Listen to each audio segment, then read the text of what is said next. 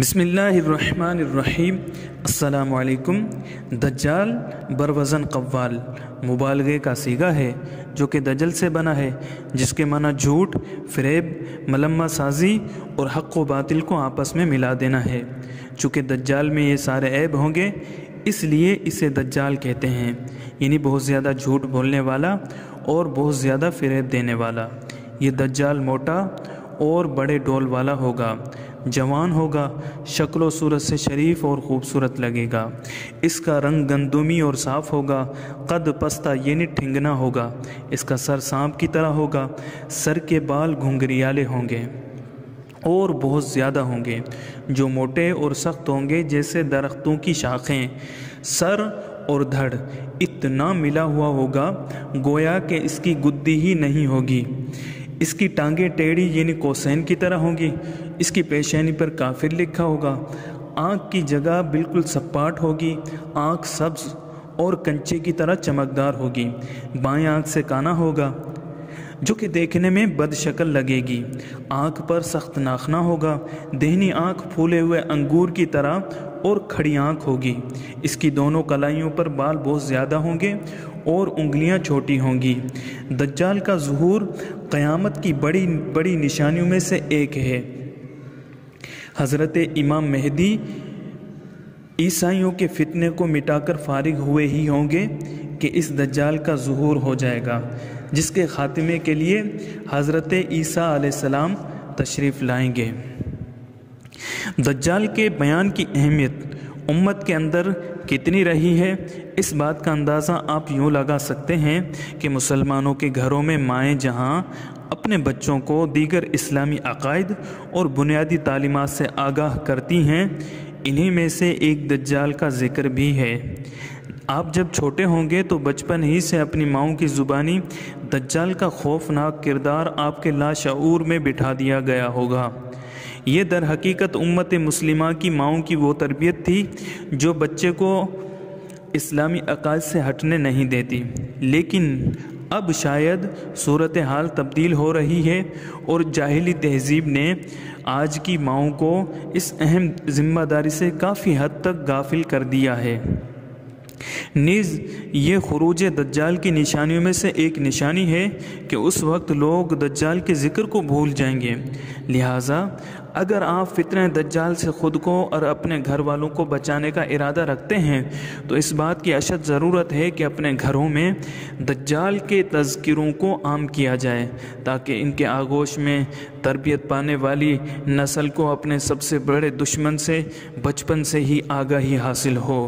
فتنہ دجال کی ہولناکی کا اندازہ اس بات سے لگایا جا سکتا ہے کہ خود نبی کریم صلی اللہ علیہ وسلم اس فتنے سے پناہ مانگتے تھے، اور جب نبی کریم صلی اللہ علیہ وسلم صحابہ کے سامنے اس فتنے کا تذکرہ فرماتے تو صحابہ کرام کے چہروں پر خوف کے اثرات نمودار ہو جایا کرتے تھے۔ فتنہ دجال میں وہ کون سی چیز تھی جس نے صحابہ کو ڈرایا؟ خوفناک جنگ یا موت کا خوف؟ ان چیزوں سے صحابہ کبھی ڈرنے والے نہ تھے۔ صحابہ جس چیز سے ڈرے وہ دجال کا فریب اور دھوکہ تھا کہ وہ وقت اتنا خطرناک ہوگا کہ صورتحال سمجھ میں نہیں آئے گی، گمراہ کرنے والے قائدین کی بھرمار ہوگی، پھر پروپیگنڈے کا یہ عالم ہوگا کہ لمحوں میں سچ کو جھوٹ اور جھوٹ کو سچ بنا کر دنیا کے کونے کونے میں پہنچا دیا جائے گا۔ انسانیت کے دشمنوں کو نجات دہندہ اور ہمدردوں کو دہشت گرد ثابت کیا جائے گا۔ یہی وجہ تھی کہ آپ صلی اللہ علیہ وسلم نے فتنہ دجال کو کھول کر بیان فرمایا، اس کا ہیبت ناک نقشہ اور ظاہر ہونے کا مقام تک بیان فرمایا۔ لیکن کیا کیا جائے امت کی اس غفلت کو کہ عوام تو عوام، خواص نے بھی اس فتنے کا تذکرہ بالکل ہی چھوڑ دیا ہے۔ حالانکہ آپ صلی اللہ علیہ وسلم نے تاکیداً فرمایا، بار بار تم سے اس لیے بیان کرتا ہوں کہ تم اس کو بھول نہ جاؤ، اس کو سمجھو، اس میں غور کرو اور اس کو دوسروں تک پہنچاؤ۔ دوستو، اب ہم آپ کو اس ویڈیو میں یہودیوں کے وہ عقائد بتائیں گے جو وہ دجال کے بارے میں رکھتے ہیں۔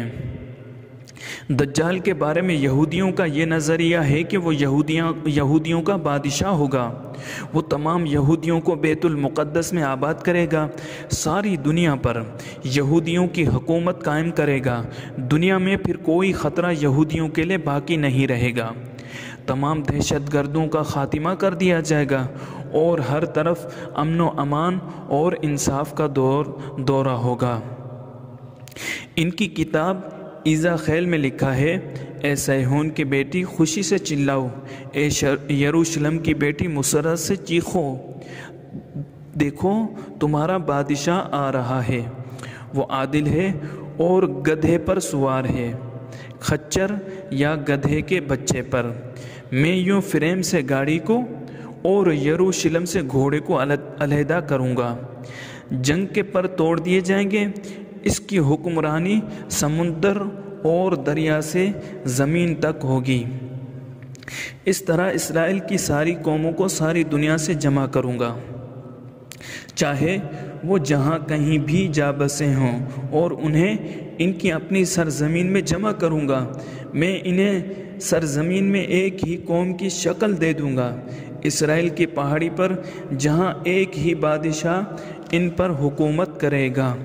سابق امریکی صدر ریگن نے 1983 میں امریکن اسرائیل پبلک افیئرز کمیٹی کے ٹام ڈائن سے بات کرتے ہوئے کہا، آپ کو علم ہے کہ ہم آپ کے قدیم پیغمبروں سے رجوع کرتے ہیں، جن کا حوالہ قدیم صحیفے میں موجود ہے، اور آرمیگڈون کے سلسلے میں پیشن گوئیاں اور علامتیں بھی موجود ہیں، اور میں یہ سوچ کر حیران ہوتا ہوں کہ کیا ہم ہی وہ نسل ہیں جو آئندہ حالات کو دیکھنے کے لیے زندہ ہیں۔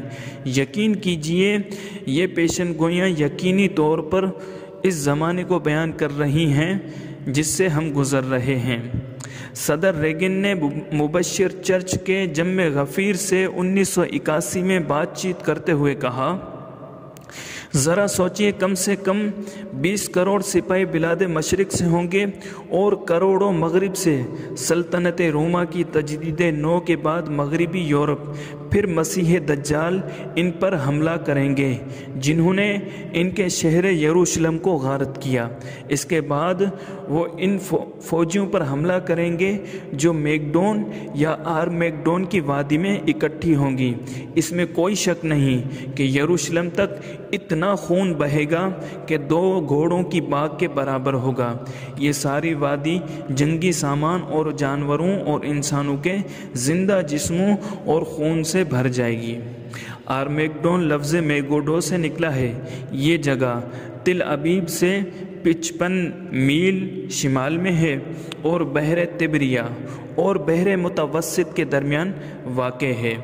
پال فنڈلے کہتا ہے، انسان دوسرے انسان کے ساتھ ایسے غیر انسانی عمل کا تصور بھی نہیں کر سکتا، لیکن اس دن خدا انسانی فطرت کو یہ اجازت دے دے گا کہ اپنے آپ کو پوری طرح ظاہر کر دے۔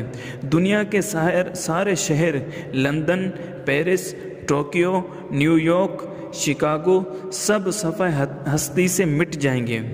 تقدیر عالم کے بارے میں مسیح دجال کا اعلان ایک عالمگیر پریس کانفرنس سے نشر ہوگا، جسے سیٹلائٹ کے ذریعے ٹی وی پر دکھایا جائے گا۔ مقدس سرزمین میں یہودیوں کی واپسی کو میں اس طرح دیکھتا ہوں کہ یہ مسیح دجال کے دور کی آمد کی نشانی ہے، جس میں پوری انسانیت ایک مثالی معاشرے کے فیض سے لطف اندوز ہوگی۔ ایک مصنفہ کہتی ہے، ہمارے گاڈ نے قبۃ الصخرہ اور مسجد اقصیٰ کی جانب اشارہ کرتے ہوئے کہا کہ ہم اپنا تیسرا ہیکل وہاں بنائیں گے۔ اس کی تعمیر کا ہمارا منصوبہ تیار ہے، تعمیراتی سامان تک آ چکا ہے۔ اس کی ایک خفیہ جگہ پر ترسیل کی گئی ہے، بہت سی دکانیں بھی جس میں اسرائیلی کام کر رہے ہیں۔ وہ ہیکل کے لیے نادر اشیاء تیار کر رہے ہیں۔ ایک اسرائیلی خالص ریشم کا تار بن رہا ہے جس سے علماء یہود کے لباس تیار کیے جائیں گے۔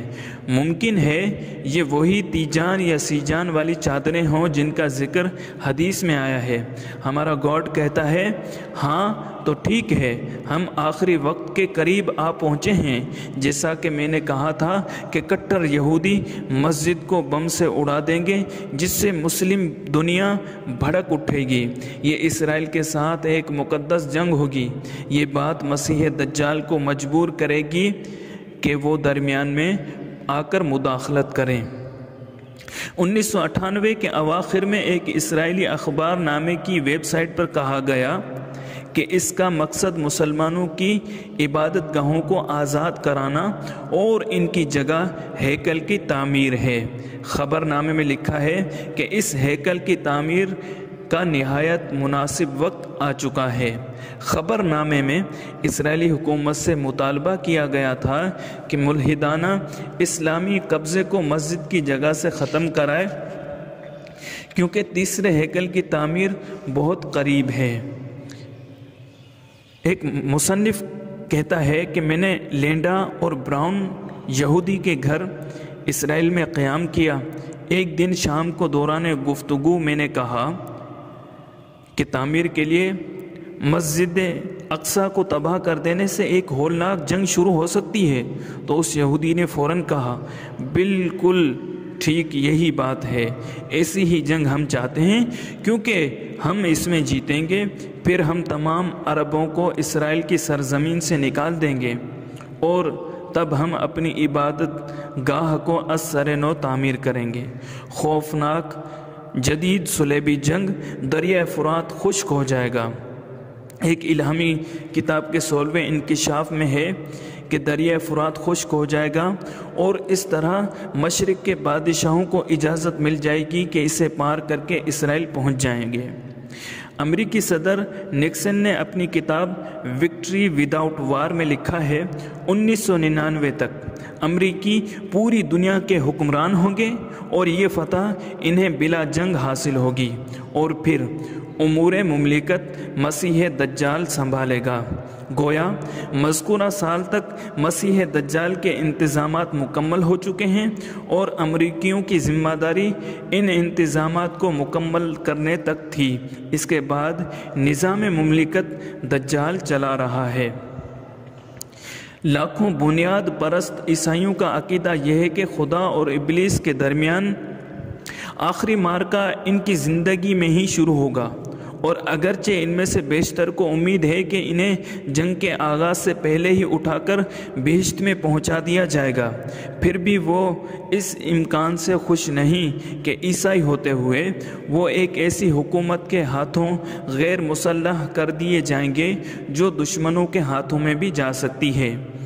اس انداز فکر سے ظاہر ہوتا ہے کہ بنیاد پرست فوجی تیاریوں کی اتنی پرجوش حمایت کیوں کرتے ہیں اور اپنے نقطہ نظر سے دو مقاصد پورے کرتے ہیں۔ ایک تو امریکیوں کو ان کی تاریخی بنیادیں ساتھ جوڑتے ہیں اور دوسرے ان کو اس جنگ کے لیے تیار کرتے ہیں جو آئندہ ہوگی اور جس کی پیشن گوئی کی گئی ہے۔ اس سے یہ بات بھی واضح ہو جاتی ہے کہ بائبل پر یقین رکھنے والے لاکھوں کرسچن اپنے آپ کو اتنی پختگی کے ساتھ داودی یعنی ٹیکساس کے قدیم باشندوں کے ساتھ کیوں جوڑتے ہیں۔ ڈیمن تھامس کی تصنیف میں لکھا ہے عرب دنیا ایک عیسیٰ دشمن دنیا ہے، کسی نجات دہندہ کے لیے عیسائی بھی منتظر ہیں اور یہودی اس معاملے میں سب سے زیادہ بے چین ہیں۔ قیم اسرائیل 1948 اور بیت المقدس پر قبضے 1967 سے پہلے وہ یہ دعا کرتے تھے اے خدا یہ سال یروشلم میں، جبکہ اب وہ دعا کرتے ہیں اے خدا ہمارا مسیح دجال آ جائے۔ غرض جو پیشن گوئیاں حضرت عیسیٰ بن مریم علیہ السلام کے حوالے سے وارد ہوئی ہیں، یہودی ان کو دجال کے لیے ثابت کرنا چاہتے ہیں۔ وہ اس سلسلے میں عیسائیوں کو بھی دھوکہ دے رہے ہیں کہ ہم مسیح موعود کا انتظار کر رہے ہیں اور مسلمان اینٹی کرسٹ یعنی مسیح کے مخالف ہیں، حالانکہ حقیقت اس کے برعکس ہے مسلمان اور عیسائی حضرت عیسیٰ بن مریم علیہ السلام کے منتظر ہیں، جبکہ یہودی جس کا انتظار کر رہے ہیں وہ دجال ہے جس کو سیدنا عیسیٰ علیہ السلام قتل کریں گے۔ اس لیے عیسائی برادری کو موجودہ حال میں مسلمانوں کا ساتھ دینا چاہیے، نہ کہ یہودیوں کا، کیونکہ یہودی ان کے پرانے دشمن ہیں۔ دوستو، یہ ہماری ویڈیو اگر آپ کو پسند آئی ہے تو لائک کیجئے، اگر آپ نے ہمارا چینل سبسکرائب نہیں کیا تو سبسکرائب کر لیجئے تاکہ ہر آنے والی ویڈیو آپ تک بآسانی پہنچ سکے۔